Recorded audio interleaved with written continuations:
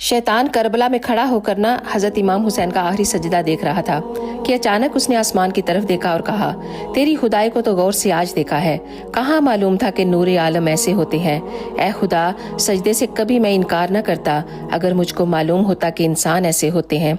आप सल्लल्लाहु अलैहि वसल्लम ने फरमाया, तुम जब पानी से गुजरा करो या किसी पुल से गुजरा करो तो कसरत से सूरत कौसर का विर्द किया करो। तुम्हारी नज़र जितने भी पानी पर पड़ेगी उसका एक एक कतरा आपके लिए मगफरत बन जाएगा।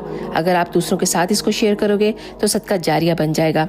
आपको पता है कि दुआ नसीब से ज़्यादा कीमती होती है, क्योंकि जब ज़िंदगी में सब कुछ बदल जाता है तब इंसान के पास दुआ ही एक ऐसी चीज़ बचती है जो इंसान का नसीब बदल देती है।